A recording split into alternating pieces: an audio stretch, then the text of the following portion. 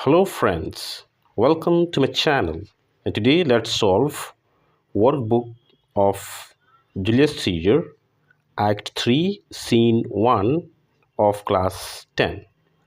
So here I have the book as well as teacher's handbook as well as my notes are here. So let me try to provide you the answers of Act 3, Scene 1. So let's begin. So here is the assignments. So multiple choice questions. So here mostly I will read only the correct options.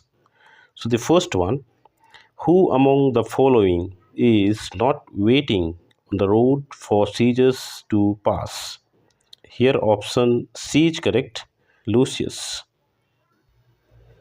Next question, why does Archimedes urge Caesar to go through his letter first? Here option A is correct. It is concerned with the conspiracy against Caesar. Number 3, Cassius says that he fears the purpose is discovered. What is the purpose? Here option B is correct, to murder Caesar. Number 4, what does Cassius say he would do if their purpose is revealed? Here option D is correct, to kill himself. Number 5, according to Caesar, what will be the effect of Metellus Cyrus stooping and clinging on ordinary men? Here option B is correct, inflame the pride of ordinary men. Next, number 6, what would Caesar do with Metellus if he would pray on his brother's behalf using humble flattery? Here option C is correct, will not change the sentence of banishment. Number 7, with whom does Caesar compare himself in the scene of the play? Here option C is correct, Paul Star. Number 8, how do the conspirators make requests to Caesar regarding Publius Cimber? Here option C is correct. Number 9, which attitude of Caesar is seen in his act of denying Metellus' petitions? Here option A is correct, arrogance. Number 10, how do the people of Rome run after Caesar's murderers? Here option B is correct, as if doomsday had come. Next, number 11, how according to Brutus have they helped Caesar by murdering him?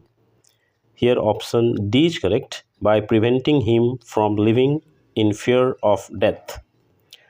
Number 12, according to Cassius, how would the people describe the group of Caesar's murderers in future? Here option A is correct, liberators of their country. Number 13th, how does Brutus seem to see the murder of Caesar? Here option A is correct, as a solemn act of purification of Rome.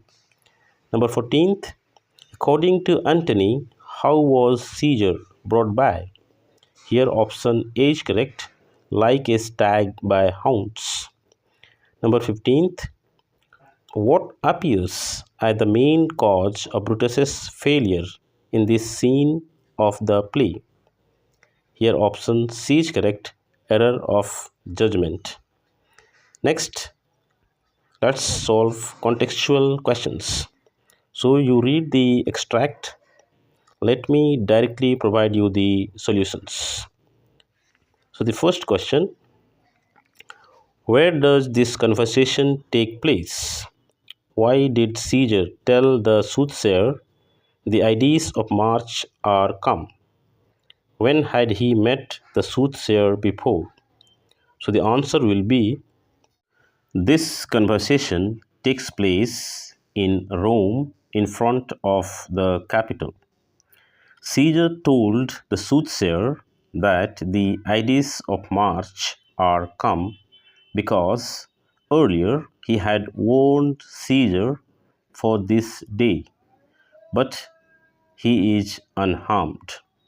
Caesar had met the soothsayer during the celebration of the feast of Lupercal. Next question, number 2.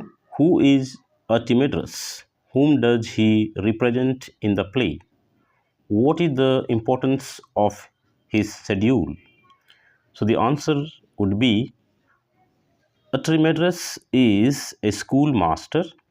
He represents the common citizens of Rome in the play. The importance of his schedule is a warning to Caesar that would affect Caesar personally. Next, number 3. Why does Archimedes request Caesar to read his schedule first? With reference to a previous scene, show how Archimedes' fears are justified. Answer would be Archimedes requests Caesar to read his schedule first because his schedules affect Caesar personally and touches Caesar nearer. In the previous scene, Act 2, Scene 4, a tense atmosphere is created before Caesar's murder, with Portia crying out in terror. Similar tension is reflected in Archimedes' fears of the dangers ahead. Next question, number 4. Mention the 2 reasons given by Caesar for not reading the schedule handed over by Archimedes.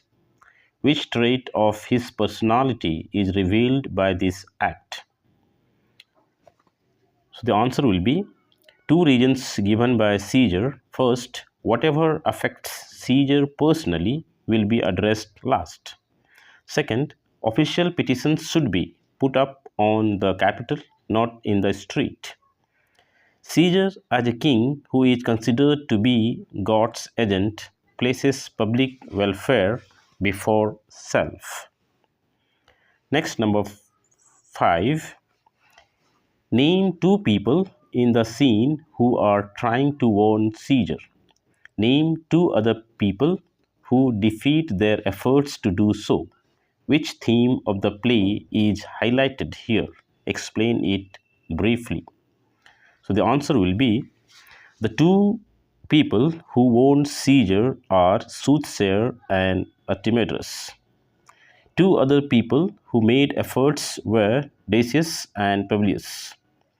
Here, Caesar neglected his private self in favor of what he believed was public good because he says what affects him personally comes last and ignores Archimedes' warning. Next extract, number 2.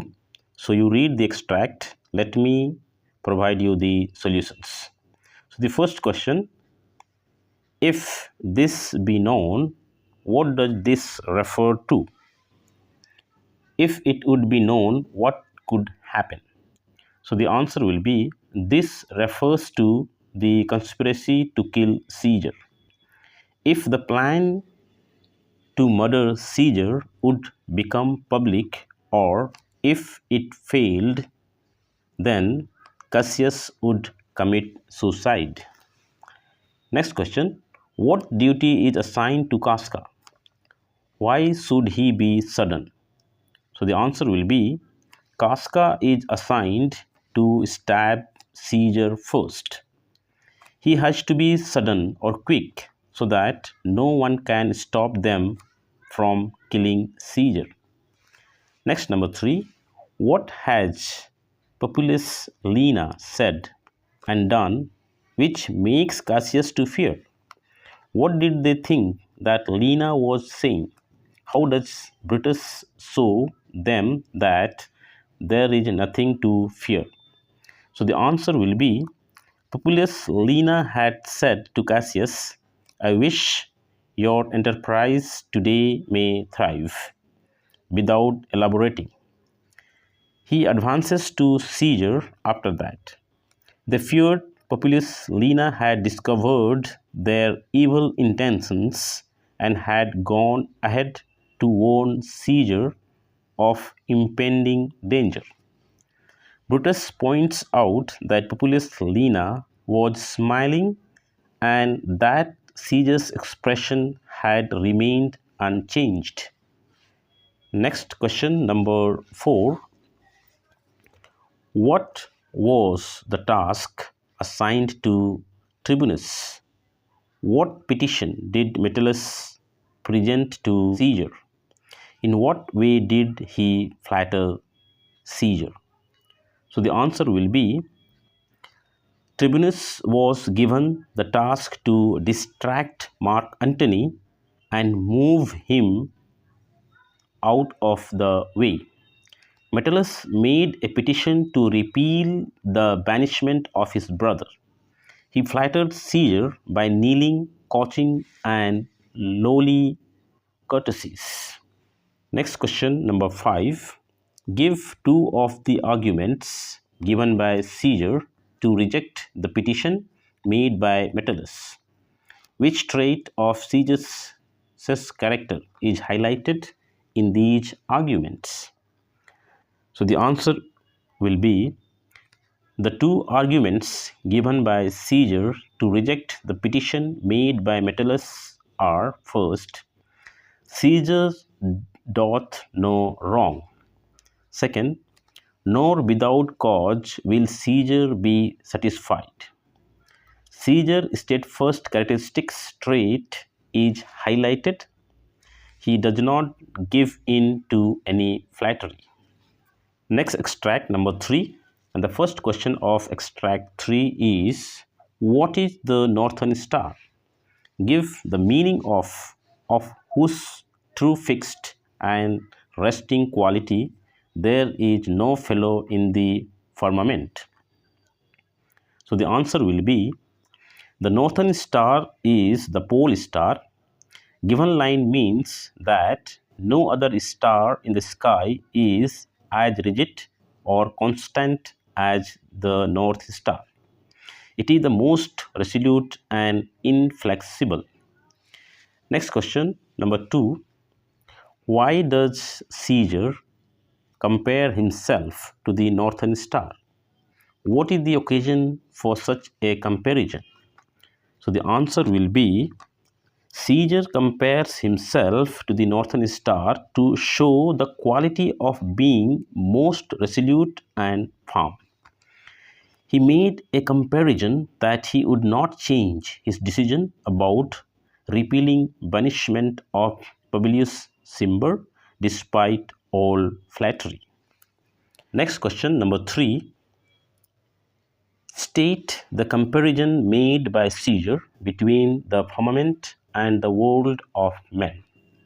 So the answer will be, just like the sky has innumerable stars, all filled with fire and shining, yet there is only one as fixed and firm as the North Pole, with true fixed and resting place.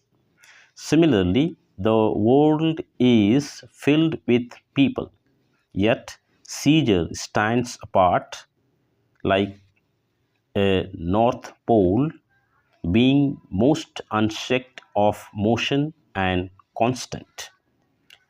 Next question, number 4. Why is Caesar so stubborn in his attitude towards his conspirators? What purpose does his stubbornness serve on the dramatic effectiveness? So the answer will be Caesar is so stubborn in his attitude because he believes himself to be untouchable, invincible, and a capable leader with confidence and determination. His stubbornness portrays him as proud, confident, and dismissive of danger. Next question, number 5. What horrible event is about to take place in a short time? Who was the first to strike? Why is Antony absent from the scene? What could have happened if Antony were to be present on the scene?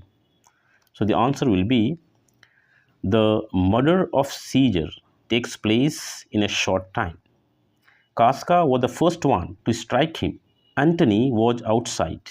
It was believed that he escaped to his house. If Antony were to be present, he could have prevented this murder.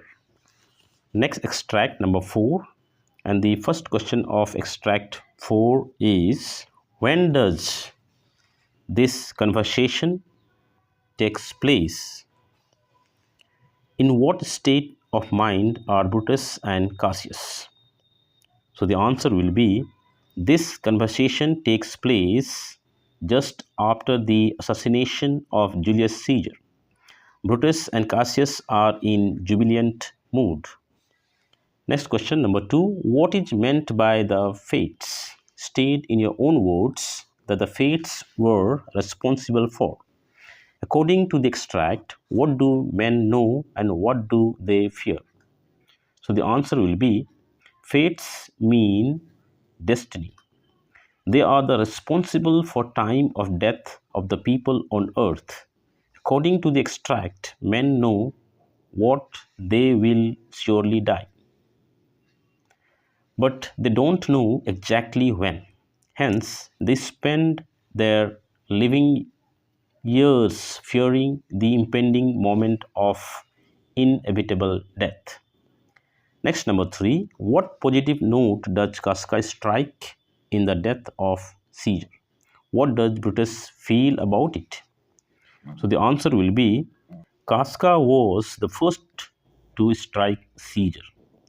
Brutus feels that he has done a good deed by cutting short his times of fearing death. It was the act of a friend or well-wishers.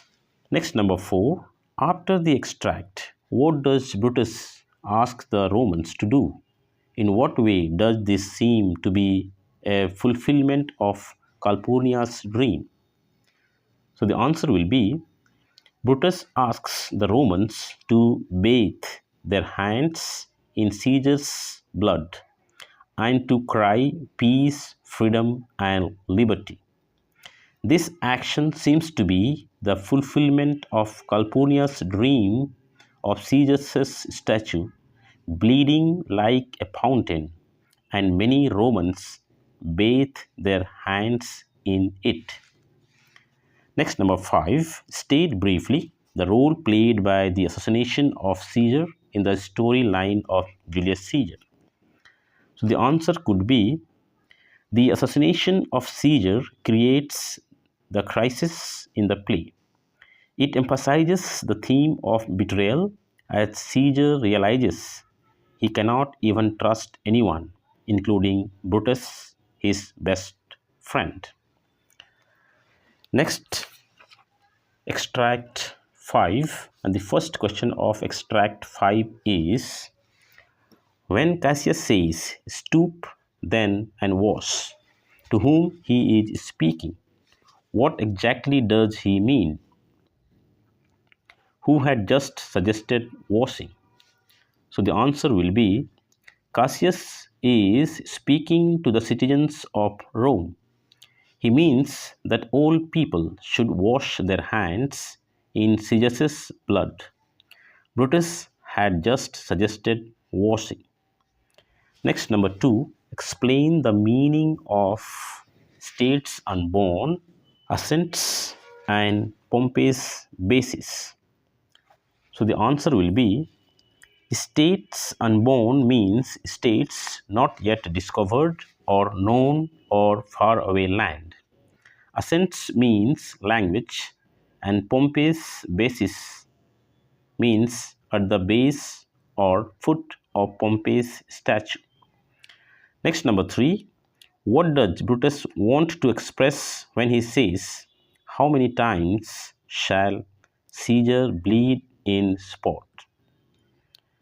So the answer will be, Brutus expresses that they have become famous and this scene would be enacted many times. In later years, people all over the world would commemorate this lofty scene, a historical moment through drama for entertainment. Next question number 4. What does Cassius believe the note of us will be called and why? So the answer will be Cassius believes that the people of Rome will believe that the men that gave their country liberty because they got rid of a dictator to establish the republican form of government. Next, number 5. The entry of the servant of Antony may be said to mark the turning point of the whole play. Narrate very briefly in what way this is so. So the answer will be at this moment, Brutus and the conspirators have come together to appease the crowd and even won over their favors. The servant seeks permission to Mark Antony to address them after he is assured of his safety. The tides will turn after this as Antony uses his oratory skills to turn the public against the conspirators. Next extract number 6. And the first question of extract 6 is, where does the mighty Caesar lie? What is meant by this little measure? Give one example each of Caesar's requests and his glory. So the answer could be, the mighty Caesar lies dead at the foot of Pompey's statue. This little measure means the small place where his dead body lies. Caesar's requests. The play begins with Caesar's victory over the sons of Pompey. Glories, he places the public over his personal self. Next question. Who are the gentlemen he addresses? What does he implore them to do? What does he request? Tell us about his character. So the answer will be, the gentlemen are the conspirators. He implores them to kill him too with the same swords they had used to assassinate Caesar. His character reveals that he is a loyal friend who is grieving deeply. Next, number 3, give the meaning of who else must be let blood. Who else is rank? What, in your opinion, is Antony's reason for saying so? So the answer will be, it means who else must be assassinated after the killing of Caesar. Who else has the same status as Caesar? Antony says this because he is unaware of the intentions of the conspirators and fears that they intend to murder him too. Next, question number 4. What does Antony's expression, the most noble blood of all this world, indicate about Antony's feelings for Caesar? So the answer will be, it means that Antony has high regards and extreme love and respect for Caesar. Caesar was the man to whom he looked up to. Next, number 5.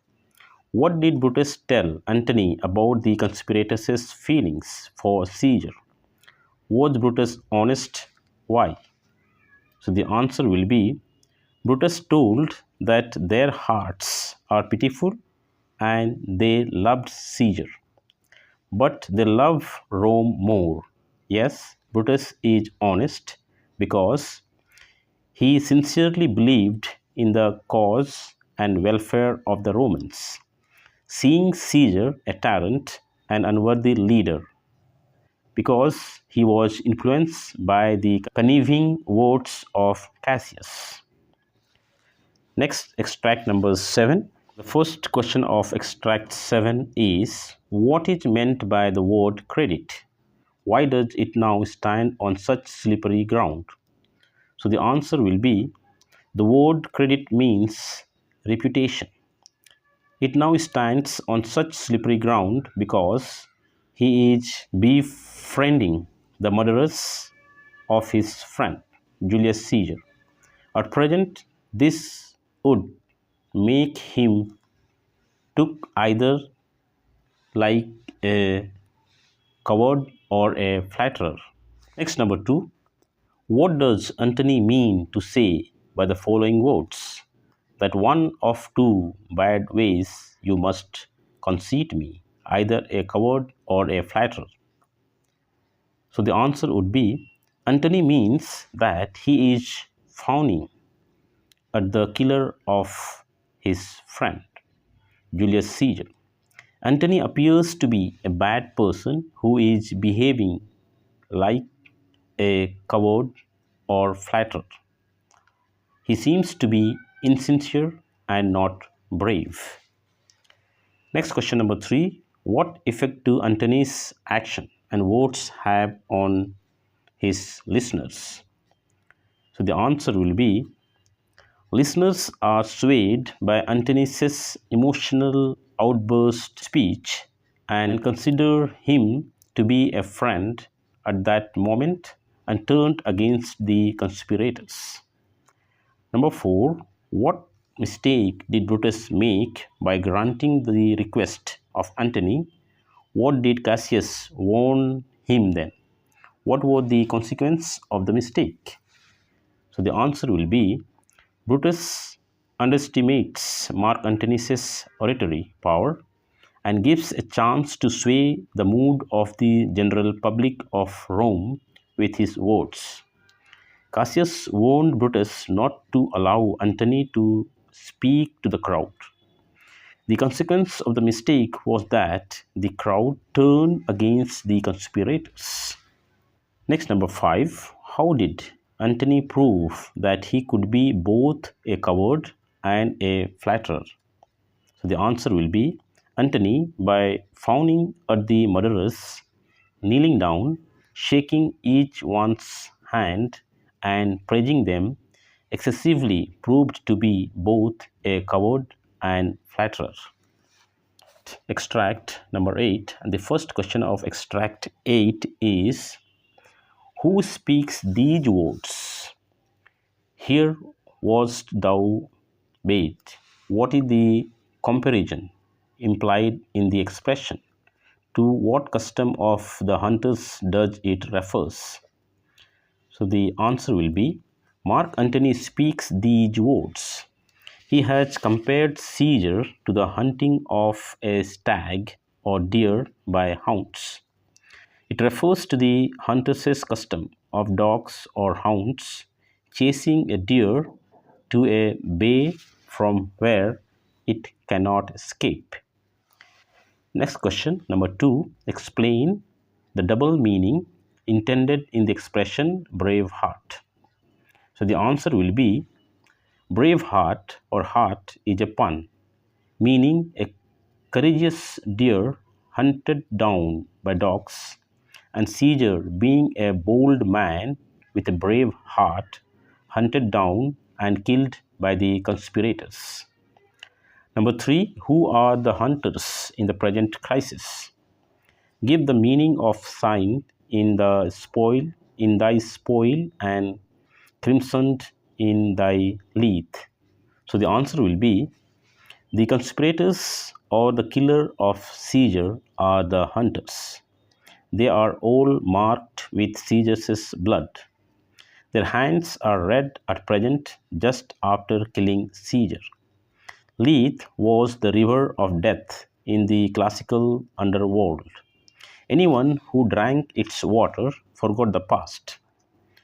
Caesar too has forgotten all his earthly possessions after losing his life. Next, number 4. In what way was the world the forest to this heart, and this indeed, O world, the heart of thee? So the answer will be Julius Caesar was a great Roman soldier who roamed the world freely, just as a stag moves freely in the forest. Caesar loved Rome, and he was so great that he was the heart of the world, means loved by all. Next question, number 5. Why does the speaker arouse Cassius's suspicion? What does Cassius ask the speaker as a result of the suspicion? So the answer will be, the speaker arouses Cassius's suspicion because he is speaking highly of Caesar, who had just been killed by Cassius and other conspirators. Cassius asks Antony, the speaker, his true intentions and whether or not to be counted as a friend to them. Next, extract number 9, and the first question of extract 9 is, why is Caesar's spirit raging for revenge? When and to whom does Caesar's spirit appear later in the play? So the answer will be, Caesar's spirit raging for revenge because he has been brutally murdered. He is now hunting with Ate, the Greek goddess of mischief and revenge, to avenge his untimely death. This is a classical allusion. Later in the play, inside Brutus's tent at Sardis, Caesar's ghost appears to Brutus at night, proclaiming they would meet again in Philippi. Next question, number 2. Who is Ate? Why is her name used in the context? What is meant by confines?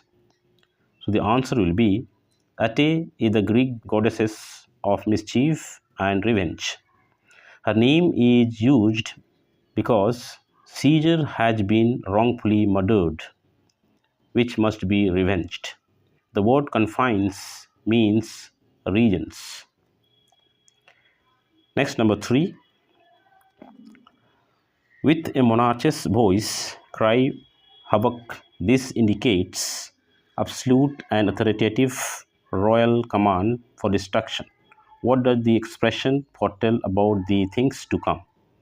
So the answer could be, it is a royal command which is a signal for mass slaughter and plunder. It is the sign of times to come in the political arena of Rome, with shifting powers from republicans to monarchy. Next question, number 4. Who are the dogs of war? Which fowl did is referred to, and how will it smell above the earth? So the answer will be, here war is described as a destructive hunter with fierce dogs. The foul deed referred to the murder of Caesar. This would have strong consequences that would affect several men.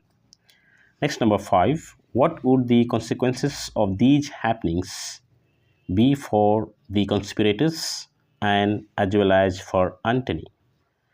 So the answer could be, the consequence of these happenings is that the public turns against the conspirators, further leading to a war and formation of the second triumvirate with Antony, Lepidus, and Octavius. Last extract, number 10, and the first question of extract 10 is, to whom is Antony speaking? Why is this person here? Where are they? So the answer will be, Antony is speaking to Octavius Caesar's friend. The servant had just come from Octavius Caesar. He has come here with a message from Octavius that he is coming to Rome. They are near Caesar's dead body in front of the Capitol in Rome. Second question, what had Antony just said to this person before telling him to stay a while? How did this person help Antony? So the answer will be, Antony had told the servant to rush back to Octavius and inform him of the mischance. Here is a mourning Rome, a dangerous Rome. It would not be safe for Octavius to come here yet. This person lent his hand to Antony to help carry Caesar's body to the marketplace. Next question, number 3. Explain the meaning of oration. What does this passage reveal to us about what Antony proposed to do? So the answer will be oration means speech. The passage reveals that Antony proposes to carry Caesar's dead body to the marketplace and address the citizens of Rome at that public spot. He would incite them with his words. Number 4. Earlier, Antony said, "Over thy wounds now do I prophesy." Mention any 3 points of his prophecy. So the answer will be any 3 prophecies of Antony's are: first, a curse shall light upon the limbs of men. Second, domestic fury and fierce civil strife shall cumber all the parts of Italy. And third, blood and destruction. The last question, which trait of Antony's nature is shown in this passage? Give examples of 2 other occasions in the play where a different aspect of his character is shown distinct from the one shown in this extract. So the answer will be shrewd, good orator, and planner trait of Antony's nature are shown in this passage. In Act 1, Scene 2, Antony acts as a tool for Caesar. He says whatever Caesar says is done. In Act 5, Scene 1, he is a bee with a sting, a powerful, cunning commander. And if you think the video is helpful to you, please subscribe the channel and like the video.